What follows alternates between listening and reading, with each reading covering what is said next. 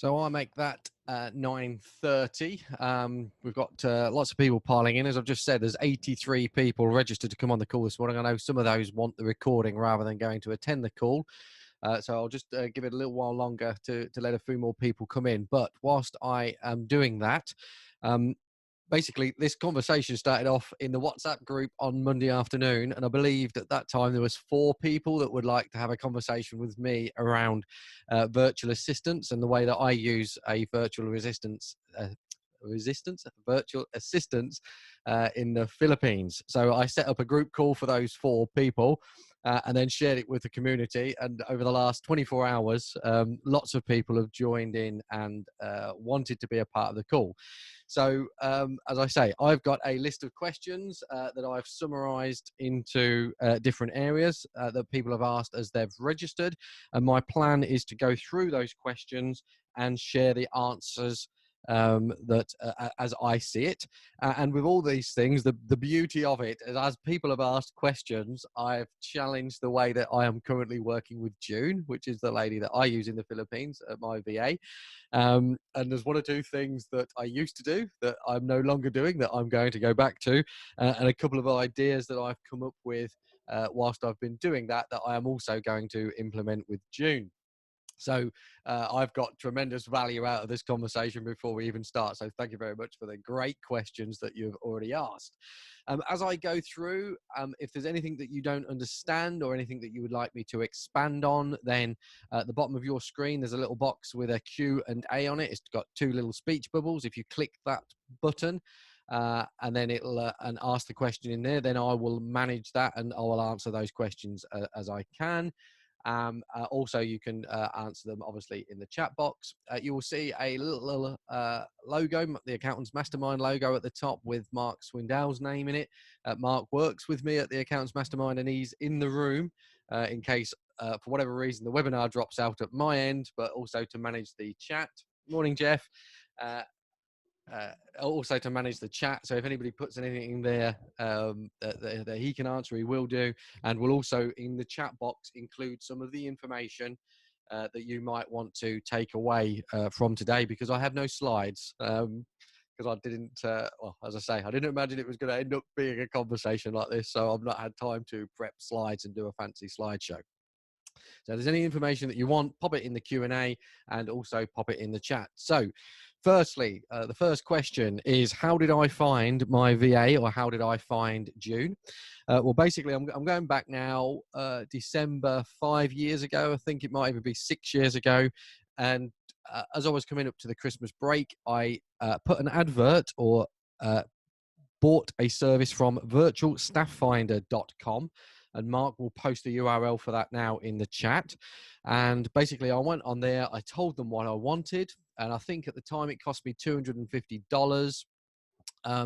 They selected 3 people that they'd got on their database. Thank you, Mark. They'd got 3 people that they'd got on their database that they put forward for me to interview. And they came back with personality profiles as well, where they'd profiled those people. In between Christmas and New Year, I spent a morning doing basically on a Zoom video interview with those 3 people. And at the end of that process, I chose to work with June. And if I remember correctly, June started at the beginning of January. So that process took whatever it was, 2 weeks, perhaps 3 weeks tops, with Christmas in between. Now, those profiling, I kind of knew of the 3 that I was going to talk to, I kind of knew that June was the right person for me, because her profile came back that she was quite a detailed person and had some attention to detail, which I won't say is complete opposite to me, but is I am not one for detail. I tend to be in a hurry, so I needed somebody to make sure that the detail was correct. So that was the process, really simple process, very easy. And all I did is I set out what I wanted them to do, basically on a CV, and I'll get to the things that June does for me and could do, or people could do for you in a little while. But I just set it out basically as a job advert with lots of bullet points of things that I wanted her to do. And I put the advert up and away we went. So it was really easy. How long did it take to get it to work was another question. And I'll get to what we did in order to make that work. But again, it was really, for me, it was really simple. And June started adding value very quickly, although it does take a little bit of a mind shift, or it did take a little bit of a mind shift for me to do certain things. And again, I'll share that with you when I get to what June does in a little while. There was a question around language barriers. Are there any language barriers? No, is the simple answer to that. June speaks very good English, probably speaks better English than my Norfolk accent. There's a slight shift in culture. So June at the beginning used to call me Sir Simon and Sir Chaplin, which I wasn't necessarily comfortable with. So there was one or two things around that, and the other culture shift that you need to be sensitive about is that if you ask June, or ask, generally speaking, anybody in the Philippines if they've got a problem, then the answer is nearly always no. But you need to be aware of the way they're saying no, because if there is a challenge, then you perhaps need to dig a little bit further. So for me, June is a very servient person. She does everything that I ask her to do, and I just need to be sensitive as to whether I'm asking the right thing. And if I'm sharing something and I ask June, have you got that? Do you understand it? Then it's very easy for June to say yes, even when sometimes she doesn't. So I just need to be a little bit sensitive around that cultural aspect of it. And in particular for me, because I'm in a hurry and want to get on with things, I'm perhaps in too much of a rush, whereas June would perhaps like a little bit more detail and a little bit more understanding. There was another question around how many hours does June work? Well, we've got to the point now where I don't measure or monitor how many hours June works. We basically, she's employed for 40 hours a week. I currently doubt that June does that. There's various things going on in June's life at the moment. And I don't think that we get that 40 hours. But at the end of the day, it's up to you to pick. So you can advertise for 1 day a week, 3 days a week, 40 hours a week, whatever it is that you want. You can also advertise for somebody that works UK hours, whereas when I work with June works normal working office hours for the Philippines. However, again, as the relationship has developed, I know that June is available. Well, she seems to be available 24 hours a day, which I know is not possible, but she's around when I need June to be around. For me, when I first started the relationship, I kind of used June overnight. So if there's things that I needed to do, say it got to 4 o'clock in the afternoon, I would fire them off to June. And then basically when I logged on at 8 o'clock in the morning, June had done them ready for me. And the majority of things, certainly if you exclude the telephone stuff, the majority of the things can be done overnight. So it doesn't really matter what hours they work. And you'll pay a bit of a premium to have them available for your normal working hours. We have an accounts person over in the Philippines that works a slightly different way at the moment, and they work UK or nearly UK hours. I think they're 6 o'clock in the morning until 3 o'clock UK time in the afternoon. So that's basically how I found it and how it worked. There was lots of questions about how much. So I'm not going to share the figure on the video because this video is going to go out in various different ways, and I don't feel as though that's fair on June. But as you've come onto the call, Mark's going to put the figure that I pay June in the chat box so you can see what that is, so you can get a bit of a feel for it. As I say, I know you can pay less than what I'm currently paying June. My research suggests that I can currently, thank you, Mark, I can pay less than what I'm currently paying June. And if you want somebody working UK hours in UK time, etc., you can pay more than that. But the simple thing is to go out there and have a look and see what you can what you can get. The thing that you need to bear in mind, Michael says, sorry, is that weekly or monthly? That's monthly, Michael. That's a monthly figure. So I pay that monthly. And I'll share how that relationship started. Sorry, I missed a bit at the beginning. So that is a monthly figure. And the way, two things that you need to be aware of. One is there is a month 13. So I pay that figure each month. And then in December, I pay 2 months in 1 month. So June is paid 13 months a year, and this is how it works for most people in the Philippines. They are paid a bonus month at the end of the year. So there is 13 lots of that amount that I pay June, and basically I share that. Sorry, I pay that. When we first started, I paid it through PayPal, and now we've moved on to TransferWise. So I just convert. It's a US dollar figure, Graham. Sorry, Neil. It's a US dollar figure. And basically through TransferWise, I convert, well, through Google, I convert the dollar figure into Filipino pesos or PHPs as I call them. And then on through TransferWise, I pay obviously sterling, and it gets converted into PHPs, and that's the amount of money that arrives into June's bank account. But we use dollar as the base currency between ourselves. When I first started working with June, another thing, there's a, what should I say? Back then, there was a tendency for particularly US companies to recruit people in the Philippines, use them for a month, and then get to the end of the month and say that they hadn't got value out of it and therefore not pay them. And in that scenario, all the risk of the VAs was with themselves, so they could work for a month and not get paid. Now, I didn't want that to be a problem for mine and June's relationship. I wanted to start off on a stronger footing than that. So what I did is basically I paid June weekly in advance to start with via PayPal. So I would pay her on the Monday for that week's work. After about, I think it was about 3 months, after about 12 weeks, it was quite clear that I was getting value out of that. So I moved to monthly in advance. So at the end of March, I will pay June for April, and at the end of April, I will pay June for May. It just feels right for me. It gives June the reassurance. I'm reasonably confident if I went to June and say, okay, I want to move now to a more normal basis and pay you like I do normal salaries and pay you in arrears, there wouldn't be a problem with that because the relationship has been going on for, as I say, 5 years. So I feel as though but it just doesn't bother me. Basically, I just pay it in advance, and it's just how it works. So that's how did I find and how much. There was also some questions around client confidentiality and GDPR.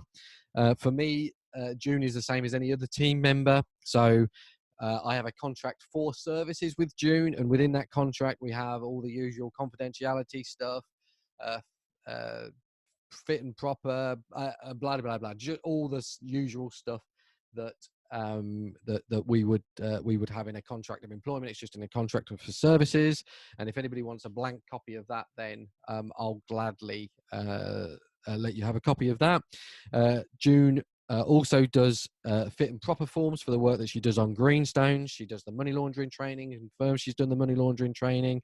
And we also have a section in the letter of engagement that says that we can work with third parties, whether that be R&D, outsourced to India, June in the Philippines, etc., etc. June logs in, so she has a normal login when she works from the Greenstones business via terminal server. So none of the data leaves the UK; it's all in the UK, and away she goes. It's just there's a misconception, I think, that when you're offshoring, that they're different, but I just treat June as a normal team member. She has a Greenstones email address, she has a Pull Your Socks Up Simon email address, and we just work as though she is in the UK. I will make, if you want to email me, the easiest thing is if instead of putting emails in the chat, Mark, if you just share my email address, if anybody wants anything that I talk about today, if you email me, then I will make sure I'll reply to those emails and I'll make sure I get it. Otherwise, we have to type in email addresses and remember who's asked for it and who's not asked for it and all the rest of it. So if you want anything that I share during the course of this conversation this morning, just email me on simon@socksupsimon.com and I will gladly bounce it back, or send it to June for June to bounce it back. So that's how do I find, how much do I pay, the client confidentiality. How do I decide what to delegate to the VA?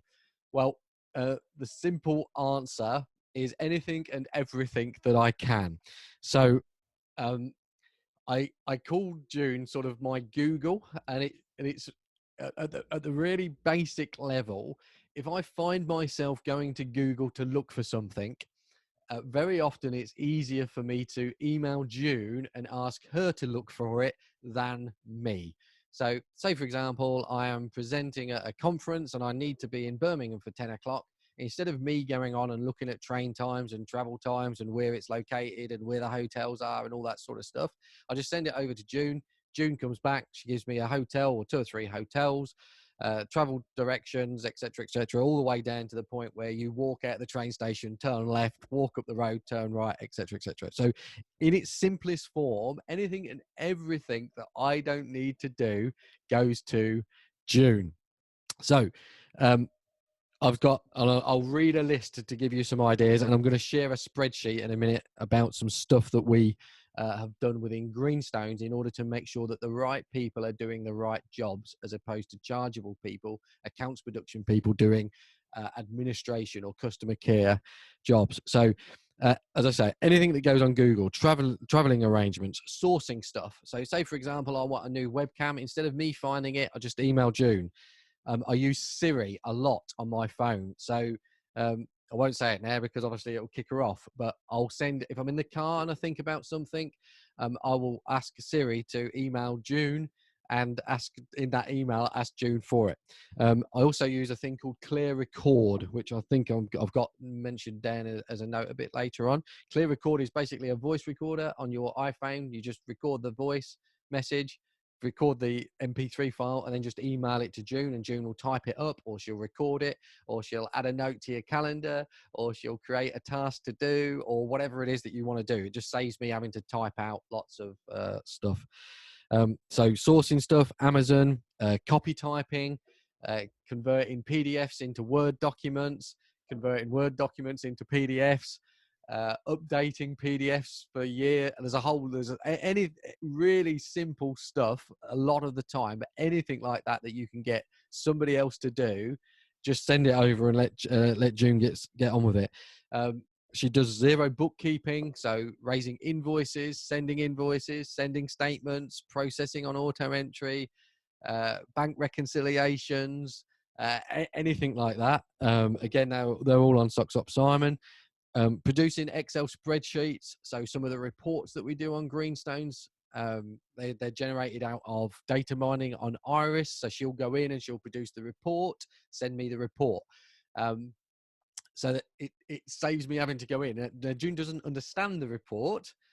She does beginning to now, but at the beginning she doesn't understand the report, so she produces it for me instead of me going. Now we say, okay, it perhaps takes me 5 minutes to do that job myself, but if I do that once a week over the course of a year, that's 52 times 5 minutes. That's a few hours work that she's saving me. Now, I've only got to do that on 10 jobs, and before you know where you are, you're saving cumulative over the course of a year, a week's work.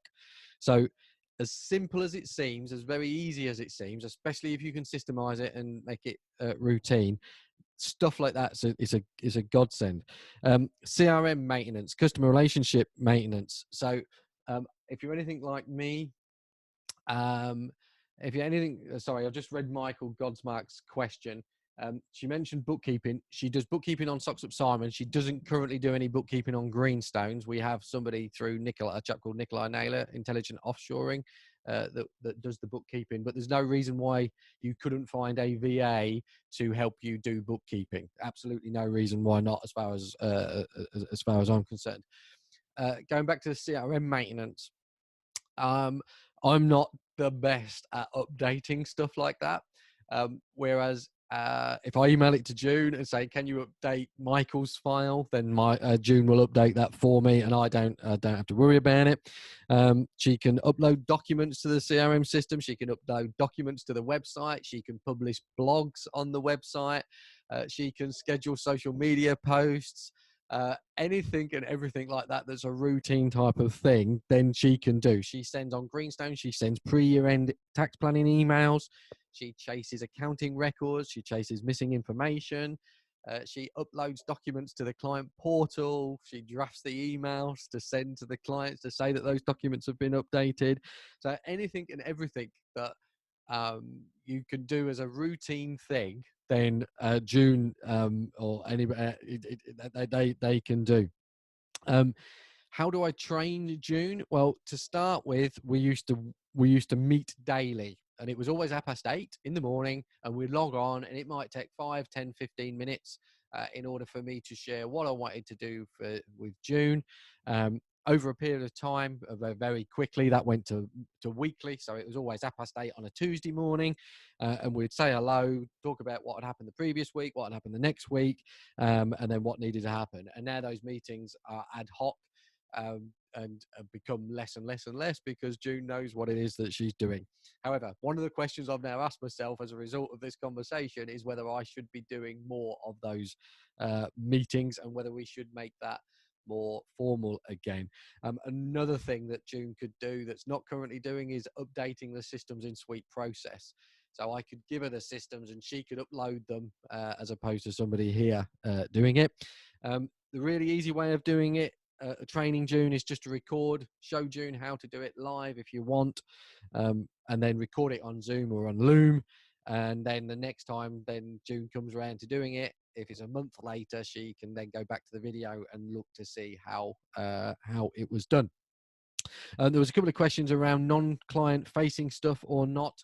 I'm pretty relaxed about June doing client facing work. Do mistakes happen? Yes. Do they happen more or less than somebody based in the UK? I'd say exactly the same. So I'm pretty relaxed about that. With June, the majority of the client-facing stuff that she does, they're standard templates. The emails are standard templates, so they don't need any. And when I say the majority, I mean 95% of the stuff. So they don't need to be created. And for me, June doesn't do any telephone contact at all with customers. I don't have any problem with that, but because June is doing Philippine hours as opposed to UK hours, then I wouldn't want her to be available for, say, 16 hours a day. So June doesn't do that for me, but she could do. Question from Stephen: does she email as June or Simon? Both is the simple answer. So sometimes people will get emails from me at 3 o'clock in the morning, and that's June that's sending them. She also has a june@stocksupsimon.com email address and a june@greenstones email address. So she sends from her as well. And there's an advice@greenstones email address, which sends some of the emails out as well. So she uses that. Anything and everything, Stephen, is the simple answer to that. So that's how did I decide what to delegate to the VA. How can you monitor how effective they are? Well, again, my answer to that is just the same as any other team member. I know I paid June a sum of money, and at the end of each month, I just check in with myself and say, did I get value? Some months I'm challenged by perhaps whether I did or I didn't, and then other months I get more value than the money that I'm paying. Just the same as you do a normal team member. If you're into timesheets, if that floats your boat, just get them to do timesheets and record what it is that they are doing. So the monitoring of it is just, as I say, it's just the same as any other team member. I am pretty relaxed about that sort of thing because I know June is flexible. So say, for example, I email June at 5 o'clock UK time. Sometimes I get the information back at 6 o'clock, which is like nearly midnight in the Philippines, or whichever way around it is. So I make allowances for June, just the same as I do other team members. So the sort of tangible benefit, if you like, is for me is more difficult to gauge than the intangible benefit of having the relationship there. But how you monitor it is entirely up to you. I do know people that use a thing called, I think it's called Window Doctor. Mark, perhaps you can share it in the chat box if you can remember better than me. And what Window Doctor does is it records the screen and it takes snapshots of what the person is doing whilst they're working for you. I just think for me that just feels like an element of mistrust, and I don't like it. So I personally don't do that. We got a couple of questions come up in the Q&A, so I'll just make a note as to where I got to and just have a look. So Nick says, do I have an internal admin team who answers calls, etc.? Yes, I do. I've got two people, Ari and Leanne, that predominantly answer the telephone, do the meetings, teas and coffees and all the rest of it. And then Sally and Tracy, who do Tracy's office manager, and Sally does lots of marketing and does the bookkeeping for the practice. How do you decide whether emails are from you or from June? Really good question, Craig. How do we decide that? When June is going through my inbox, if it's something that she feels able to respond to, she responds to it as me. And I'm pretty relaxed about that. It's not very often that happens. More often than not, what she does is she responds to the email and saves it in draft. So when I come in the morning, I can open it up and look at it, or at lunchtime, I can open it up and look at it and say, okay, I wouldn't quite put it like that, so I can change it, and then I can send it. So it saves me the creative time, the thinking time. Or she will just basically leaves it. The bigger thing for June with my emails is she moves them into different folders, so I don't have to look at all of the emails. Now, I know there's a piece of software out there. Well, I've been playing with a piece of software that somebody recommended to me in the Mastermind group called SaneBox, which does a similar sort of thing. And when perhaps I've got a little bit more time on my hand, I might look at that. From a Greenstones perspective, Craig, it's just part of the system. So if the email is from June or from Ari or from Leanne or from Tracy or from whoever it is, then that's what's in the standard email. So it goes from that person. If it's a customer care one or an advice at one, then it says Greenstones at the bottom of the standard email. And of course, when they send it, it goes from the advice at email address rather than the person's individual email address. So that's just nailed those two questions. How do you know what they have dealt with and what requires your personal attention? Well, I've kind of answered that from an email perspective. My notes on that is we use various pieces of software. So from a Greenstones perspective, we use Iris Practice Management. Massively use Iris Practice Management. So all of the job stages are on there, and the job stages will either be allocated to customer care. So somebody in the team does them, and they do them in order of priority, and that's set out in the system. Alternatively, they're just allocated to June, and June does them as they come up on her control panel. So from a Greenstones perspective, that's how it's done. If there's stuff that's not on the control panel, then we use a number of different ways. So I've used Trello in the past, and we have a job board with job things to do on there, which I can check. We've used Asana, which again has the processes on, which I can go in and check. We're currently using Microsoft Planner, which comes free with Microsoft 365, which we have within Microsoft Teams. And I really like that. I mean, it's like a Trello board, but I really like how that works. I just have to then have the discipline to go in and check. Whereas if it's in the emails, then obviously, because I do tend to work from my inbox in my emails, so it's there in my face, which is a bad habit which I'm trying to get out of. So Planner on 365, Trello or Asana, and then another one that I use a lot is followupthen.com.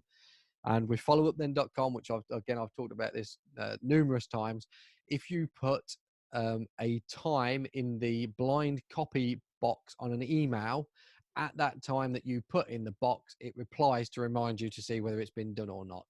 And I've got it set up. So if I email June, if I email anybody, but if I email June and say, June, can you give me directions to the Excel center? I'll put in there 7 days at followupthen.com, and basically it'll then email me back in 7 days time. And if June hasn't done that, then I can chase it. If June has done that, she's replied to it, then followupthen.com monitors your inbox and it deletes that reminder, so you don't get reminded about something that's happened. I mean, it's not perfect, but followupthen.com is a brilliant thing for me. There's a thing called Boomerang if you're on Google, but I just followupthen.com just helps me forget about things that I have to remember going forward. So that's how I know what's been dealt with. How do the logistics work? Do they have access to your emails and answer as you, or do they have their own account? Well, I've answered that as part of the question. As I say, they have terminal server, they have their own email and monitor me. And June also at certain times, not at the moment, but at certain times, access to my personal diary. so she can see where I am, and if I'm on holiday, she can make appointments for me, monitor the emails, get rid of emails, and that sort of stuff. And then just on diary management, because there was a couple of questions on how she manages the diary, just give her access to my diary. It's really easy in 365 now. I also use Calendly, which enables people to have book appointments with me. So if you don't use a diary booking system like Calendly or Acuity or MS Bookings, that's an absolute must, because it just saves the backwards and forwards stuff. And then the other one that I use, which is a bit, well, it feels a bit clunky because it's quite old now and it's not been updated, but it's free. Is a piece of software called When Is Good. It's online, an online website called whenisgood.com. And what that does is enable you to get 4 or 5 people to confirm the times that they're available. And then the software comes back, or the website comes back and tells you when everybody is available for an appointment. So say you're trying to get an appointment with 5 people at the same time, instead of them emailing you and saying, I'm free on these days and these days and these days, and then you having to cross-reference what days they're available and what days they're not, the software does it for you. So that's whenisgood.com. And again, it's a freebie, and it saves you a massive amount of time. Michael's just shared that Doodle.com does exactly the same. And I like Doodle. The slight thing that I don't like about Doodle, and Michael, you can correct me if this is not right, but on Doodle, you can see what other people have put. So you can kind of, for me, you can manipulate what times you put depending on what other people have put. So it's perhaps a more open system, we'll put it like that. Whereas When Is Good is basically confidential, because you can't see what other people have put, and therefore I prefer that, because it keeps control of when the appointment is with me, as opposed to the other people that are filling it in. Michael said, yeah, see that, just created a poll for this morning on it, and Mark's put the When Is Good in the chat box, so you can click on that. And I'm 99% sure it's free. You can pay £3 or whatever it is to have the upgraded version, but I've never done that. What sort of tasks can they handle? Phone answering, appointment booking, etc., etc. So what I'm going to share with you now is an Excel spreadsheet that we have at Greenstones for admin duties. So with a bit of luck, you should be able to see the Excel spreadsheet. Mark, if you can't see that, can you just let me know? Sorry, can you see that, Mark? It's probably let's affirm in the positive as opposed to affirming in the... Yes, I can see it. Brilliant, thank you. In the negative. So this is a list of administration tasks that we have. So as you'll see, under daily admin, we've got opening the post, franking, scanning, general housekeeping, customer washing up. That's cups and saucers and plates and stuff. Meetings, car park signs, printing and managing letters, etc., etc. Under weekly admin, we've got produce weekly results for Yammer. So that's a business one-page plan. That's the KPIs. Test the fire alarm. Update align results. That's the software that we use for the KPIs. Zero transfers. Monthly petty cash, month end, shopping orders, Kit Kats out to customers, etc., etc. Social media, posting to Facebook, weekly blogs, miscellaneous, change caricature photographs on. So these are all different things that that the admin team or the customer care team can do. Add in checks and PDQ payments to Xero, monitoring, mail merging, filing on VC, which is our virtual cabinet, is our online portal. Socks Up Simon event work, changing the Christmas decoration, wow factors, control panel jobs. As you can see, there's a huge amount. Setting up text message reminders, cancelling text messages, chasing missing information, sending year-end declarations, annual returns, bookkeeping, thank you cards, referral book, etc., etc., etc. So I have a bit of a thing about stop doing lists, and basically every now and again I'll sit down and write down a list of things that I want to stop doing, and then the question I ask myself is, who is the best person to do it? Well, firstly, does it need doing? If the answer to that is yes, then who's the best person to do it in the organization? And very often it's Leanne, Harry, Sally, or Tracy. So that ends up on this list. I also encourage other team members to do that as well. So does a technical person need to do the stuff that they are doing? Very often they don't, so it goes to this list. And again, if anybody wants this list, just email me and I'll send it to you. And then across the top, we've got who's it responsible for. So who's the responsibility for? And then as you'll see, we've got customer care person 1, customer care person 2, 3, 4, 5, 6, etc., etc. And then it's marked on here when they are competent of doing it. So I can look at this and say, right, okay, Leanne, and this is not up to date because Leanne can do this, but Leanne is not competent in posting to the posting to the Facebook group or posting the weekly blogs, whereas June in this scenario, June is competent in doing that. So, and these yellow boxes here are training. So there are things where people are going to be trained on doing those jobs as and when we get there. So Sally, for example, Sally now types all the accounts letters, the drafts and finals before they go to the manager. So she'll go in, she'll take all the numbers out of the accounts, she'll look at the tax documents, the corporation tax payments, and she will put them in the letter. So she'll draft the letter before it goes to the person that's signing the letter off. So this is a list of all the different things that the team do, the admin team, the customer care team do in order to stop technical people having to do non-technical work. And as I say, I'll gladly share that list with you if that's something that you would find of use. So that's that spreadsheet. Mark shared there, just check there. So I'm coming to the end of the list of questions. If anybody's got any questions that I've not answered that they would like to pop in the Q&A, then I will gladly answer that. If you want a copy of the Excel spreadsheet, Jeff, if you could, if you just email me after the session, then I will bounce that back to you. Last 2 questions. Do you need other software to facilitate this effectively, i.e. Calendly, voice recorder, etc.? Well, I've already talked about Clear Record, which I use a lot. Zoom, I think, is an absolute must, but you only need the free version. And I would use, as I say, something like Trello or Asana or MS Teams if you've got, MS Planner within MS Teams if you've got that opportunity. Something else that June does, she does all the surveys, sends the surveys out to customers. So if you've got that, then that's definitely a good thing. Ben wants the okay, and Michael, are you the only person to interface with June, or does she also talk to others in your team? Michael, she talks to everybody in the team. She is on the website. Her email address is on the website.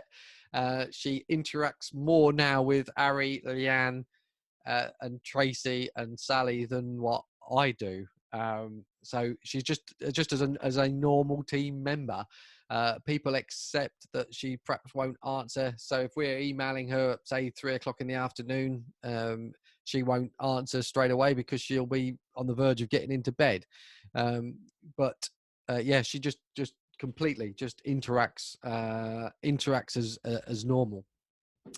And then Kate, is June or the rest of your VAs also entitled to annual leave? Yes. So June has annual leave. There's a slight thing with the bank holidays. So the bank holidays obviously in the Philippines are different to the bank holidays in the UK. So again, it's not something that I get overly precious about. But when we first started that relationship, June would say it's a religious holiday on Tuesday, and therefore she wasn't going to be around.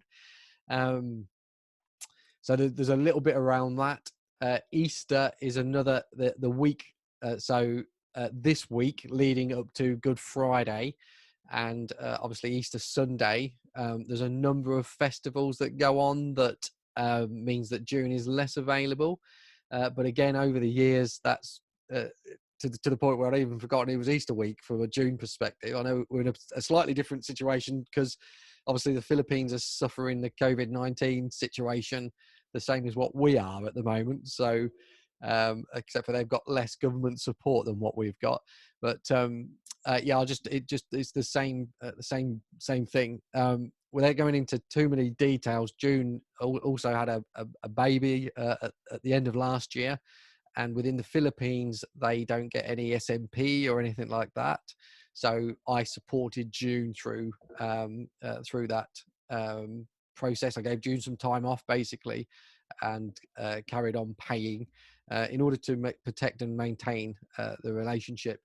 But those sort of things, Kate, need sorting out at the beginning of the conversation. So at the beginning of the relationship, and I'm pretty sure, if I remember rightly, when I think back, Virtual Staff Finder gave me a list of stuff that I should be aware of before I offered June the position. So that's that question. I've got no more questions in the Q&A box.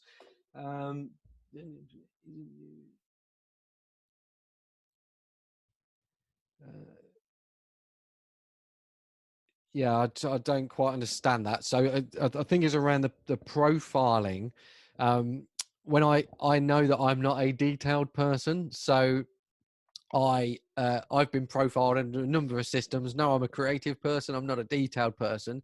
So when I interviewed June, I made sure that I wanted to have somebody that was the opposite of me, which occasionally has caused some friction. But that's it's just a thing to think about. Nick, without opening a can of worms, did you find your accounts outsourced the same way? No, I didn't, Nick. I have used, and I'll gladly share this with you, but I've used somebody different for that. And the person that I've used, if you want to know, I'll gladly share that with you. The person that I've used to do that has more experience in that field for me. Nathan, or it's in my office, you organized it and went through that process, in part because it was the world has kind of moved on a little bit. So back in 2015 when I did it, it was pretty unique to do it, whereas now it's not. And it would be a more expensive mistake to make than the one with the VA. But I'm not sure. Well, I think you could probably do it yourself if you didn't want those reassurances. I'll go as far as that. So that's that. And that's that. So just to finish off, while I think I've answered all the questions, if anybody's got any questions, I say pop them in the Q&A. Just to finish off and give you a chance to do that, there was lots of questions on the people that registered around email and how I deal, or how June helps me deal with email. And there's a couple of things I want to share with that. Firstly, the amount, somebody said to me many years ago at a Zero conference, it was a Microsoft chap on stage, that the amount of email that you receive is directly proportional to the amount of email you send. So if you stop sending it, you will stop receiving it. So that's the number one. And then secondly, tomorrow morning with KPM, I'm doing an hour on time management or productivity techniques. And Mark's just going to pop the URL in the chat box for me. If you would like to come along with that, you've got to give KPM, it's not me, you've got to give KPM your details to do that. So it's not me that's hosting it. KPM are hosting it and I'm delivering the session. But KPM, obviously, you're more than welcome to come along. And I'm talking about the 7 fees of time. And one of those fees is obviously email. So there'll be a whole section on how to with email as a part of that webinar.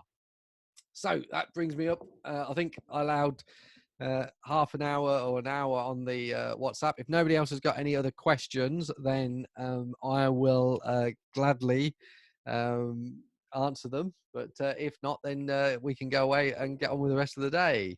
So I'll just give you 30 seconds to pop anything in the Q&A box that you would like to.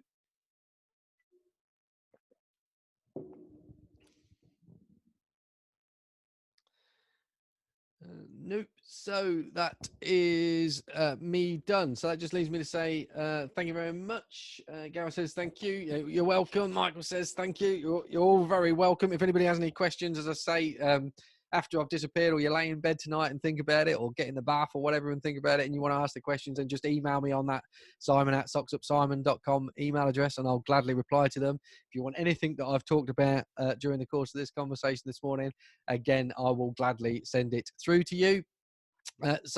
Just somebody sneaked in with a question: what CRM do you use? On Socks Up Simon, I use Infusionsoft.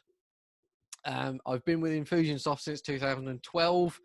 I'm not convinced if I had my time again, I would use Infusionsoft. I would use Active Campaign. And I'm seriously considering moving over. I've just not quite got there as yet. On Greenstones, we use Capsule CRM and Mailchimp to send the emails out. Again, if I went to Active Campaign on Socks Up Simon, I will almost certainly go across to Active Campaign on Greenstones as well. And somebody is currently looking at that for me. So that answers that. What software do we use to send text reminders? Text reminders is a piece of, it's a website called textanywhere.com. Was it textanywhere.net? Anyway, it's Text Anywhere, and it's red. And basically, you just buy credits. So you'll buy 500 credits. I think they work out about 6p or 8p a go, something like that. And then you go into the website and you can set some templates up. And obviously, you just put in the telephone number, schedule when you want it to go, and then the piece of software sends it. You can set up reminders, so it texts people every day or every hour, every week, or whatever you want to do. Yes, thank you, Mark. It's textanywhere.com. Mark's just put the website address in the chat box, and we just find it has a far greater response rate than what emails and telephone calls do, because it's instant messaging. Yeah, if you don't use it, it's really good. So again, done all the questions. Any other questions, please fire them in. That just says or leaves me to say thank you very much for coming along, and I hope you got value from it. And if you have any questions or anything like that going forward, then as I say, you know where I am, simon@socksupsimon.com, and I will gladly answer them. Thank you very much for now. Thank you, Mark, for looking after the chat and whatnot for me. And I will, well, if there's a coffee and catch up this afternoon, we perhaps ought to mention that, Mark. If you just put the link, if you're not coming to the coffee and catch up, if you just put the link in the chat box, Mark will be frantically looking for the link. If you want to come along, I think there's 53 accountants this afternoon registered to come along at 4 o'clock. And what happens is they go off into breakout rooms and have conversations around, well, a couple of questions. One, any questions that they need answering, and then anything that they've done that they've found useful over the last week. That's at 4 o'clock this afternoon, and I might be able to get the link to that a little bit quicker than what Mark can. Go to meetings. I've done it. Oh, you've done it. It's already in the box. Brilliant. Right. So what I'll do is for anybody that wants to click that link and register or pick any of the other links, I'll just leave this room open for another 3 or 4 minutes or so. I'll mute myself and disappear. So thank you very much again for coming along. And again, if anybody has got anything that they need to ask, then please do. Thank you. Bye-bye for now. Bye-bye.